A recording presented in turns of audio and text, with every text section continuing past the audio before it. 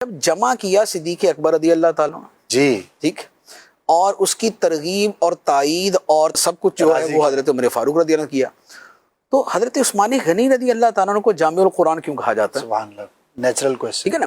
تو اس کے اوپر پھر اعلیٰ حضرت علی رحمہ کا پورا رسالہ ہے، اور یہ ترتیب اعلیٰ حضرت علی رحمہ نے بیان فرمائی ہے. اس میں پھر فرمایا کہ حضرت عثمان غنی رضی اللہ تعالیٰ عنہ کا جو لقب ہے اس کی وجہ یہ ہے کہ جب اسلام بہت سارے ممالک میں پھیل گیا جی، اور عجمی جو علاقے تھے وہاں تک بھی اسلام پہنچا، پہلے عرب میں تھا، عرب سے دیگر عرب ملکوں میں، پھر عجم کے ملکوں میں گیا، تو اس پر کیا ہوا کہ اس پہ ایک صحابی نے آ کے حضرت عثمان غنی رضی اللہ تعالیٰ عنہ سے کہا کہ بھئی یہاں تو قرآن مجید کے اعتبار سے اتنا مسئلہ نہیں ہو رہا، صحیح، لیکن دوسرے علاقوں میں یہ ہو رہا ہے کہ قرآن پاک کو پڑھنے کی مختلف اجازتیں تھیں، مختلف انداز میں پڑھنے کی اجازتیں تھیں، صحیح، کیونکہ قریش کی لغت کچھ اور تھی اور دوسرے کچھ قبیلوں کی اور تھی، تیسرے قبیلے کی کچھ اور تھی، اور سب کو یہ اجازت تھی کہ قرآن کے الفاظ کو اپنی لغت کے مطابق پڑھ لے. صحیح.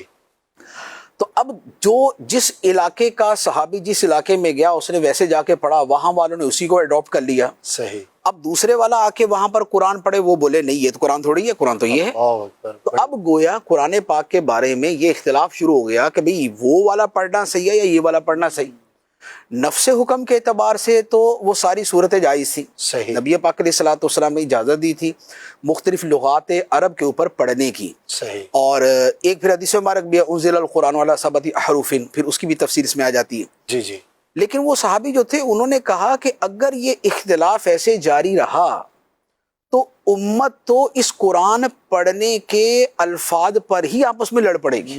بالکل تو بنیادی یہ ایک بڑا خطرناک معاملہ ہے، آپ لوگوں کو کسی ایک لغت پہ جمع کریں. سبحان اللہ، سبحان اللہ. تو اس پر سیدنا عثمان غنی رضی اللہ تعالیٰ عنہ نے پھر یہ کیا کہ آپ نے جتنے بھی دوسرے نسخے تھے وہ آپ نے سارے جمع کیے، سبحان اللہ. اور ان نسخوں کو پھر سٹینڈرڈ نسخہ بنایا حضرت حفصہ رضی اللہ تعالی عنہا کے جو پاس تھا، جو پہلے تھا، جو پہلے تھا، اور جس کی تائید دیگر حفاظ صحابہ کرام اور صحابیات کرتے تھے کہ بھئی یہاں جو لکھا ہوا ہے جس انداز میں ہے یہ بالکل وہ ہے جو نبی پاک علیہ الصلوۃ والسلام کی لغت پر تھا. سبحان اللہ. یعنی عربی لغت ایک، لیکن اس کے اندر پھر لغات کے جو مختلف ڈیفرنسز ہوتے ہیں وہ والے آ گئے. سبحان اللہ. تو پھر اس نسخے کے اوپر سب کو متفق کیا گیا، اس کی پھر کاپیاں بنوا کے سیدنا عثمان غنی رضی اللہ تعالیٰ عنہ نے پھر پوری اسلامی مملکت میں بھیجی. کیا بات. اور پوری امت کو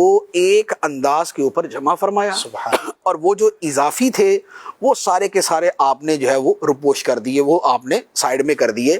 تو اب جو امت پڑھتی ہے سبحان اللہ، وہ سیدنا عثمان غنی رضی اللہ تعالیٰ عنہ کے اسی متفق علیہ، واہ، جس پر پھر سب صحابہ کرام متفق ہوئے، جس پر ائمہ متفق ہوئے، جس پر امت متفق ہوئی، یہ وہ والا ہمارے سامنے نسخہ ہے جو چلتا آ رہا ہے. تو یہ چونکہ کارنامہ سیدنا عثمان غنی رضی اللہ تعالیٰ عنہ کا ہے، تو اب یوں کہہ لیں کہ اظہار تشکر کے طور پہ سبحان اللہ، اب ہر جمعے کو خطبے میں ان کا نام اسی لقب کے ساتھ لیا جاتا ہے، وعلی جامع القرآن، اور اس ہستی پر سلام ہو کہ جو قرآن مجید کو جمع کرنا. کیا بات ہے.